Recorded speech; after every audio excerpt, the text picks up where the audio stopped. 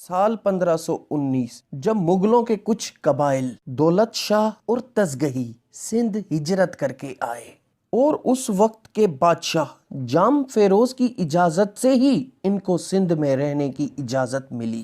جام فیروز سندھ کا آخری بادشاہ تھا۔ جام فیروز کو چھوٹی عمر میں ہی سلطنت کا تاج پہنایا گیا تھا۔ اس وقت سلطنت کا سارا نظام وزراء کے ہاتھ میں تھا اور یہ دیکھ کر جام فیروز کو سلطنت کھونے کا ڈر رہتا تھا، لہٰذا اپنی اور اپنے سلطنت کی حفاظت کے لیے جام فیروز کو کچھ خاص لوگوں کی ضرورت تھی جو اس کے لیے خفیہ طور پر کام کر سکیں۔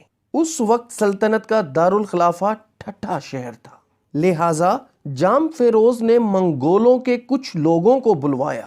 یہ وہ منگول تھے جو کچھ عرصے پہلے ہی ہجرت کر کے آئے تھے۔ ان منگولوں میں سے ایک شخص کیبک آرگن تھا، لہٰذا بادشاہ جام فیروز نے ان کو حفاظت اور جاسوسی کے لیے خفیہ طور پہ رکھ لیا۔ کیبک آرگن جو کہ شاہ بیگ آرگن کا آدمی تھا، لہٰذا بادشاہ جام فیروز کی خدمت کے ساتھ ساتھ اپنے سردار شاہ بیگ آرگن کے لیے بھی جاسوسی کرنے لگا اور سلطنت کی خفیہ انفارمیشن شاہ بیگ کو بیچتا رہا۔ مکمل جانکاری کے بعد شاہ بیگ اپنی سپاہیوں کے ساتھ فتح پور اور گنج باغ آیا اور اپنے سپاہی جنگ کے لیے تیار کیے۔ سپاہی تیار کرنے کے بعد شاہ بیگ آرگن نے ٹھٹھہ کی طرف مارچ کیا اور ٹھٹھہ سے 7 کلومیٹر دور خانواہ کے کنارے خیمے گاڑ دیے۔ اور جب یہ خبر جام فیروز کو پڑی تو اس نے اپنی آرمی اپنے سپہ سالار دریا خان لاشاری کی سربراہی میں تیار اور ان کو جنگ کے لیے روانہ کیا۔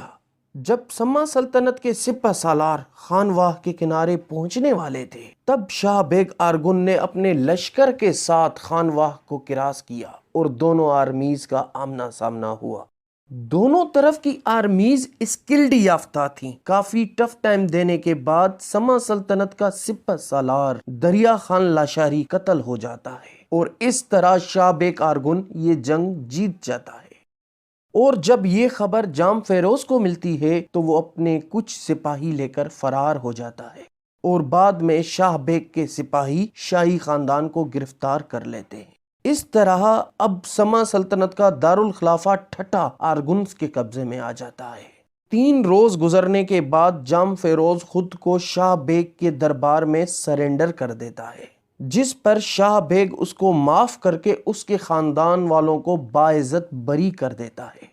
1 ماہ بعد شاہ بیگ جام فیروز کو اپنا گورنر مقرر کر لیتا ہے اور اس کو پورے سندھ میں سے ایک حصہ دے دیتا ہے، یعنی لکی سے لے کر ٹھٹھہ کا گورنر جام فیروز کو بنا دیا جاتا ہے اور باقی ساری سندھ پر مختلف گورنر مقرر کیے جاتے ہیں۔ اس طرح بیٹل آف فتح پور 1519 جیت کر آرگنز نے سندھ پر حکومت شروع کی۔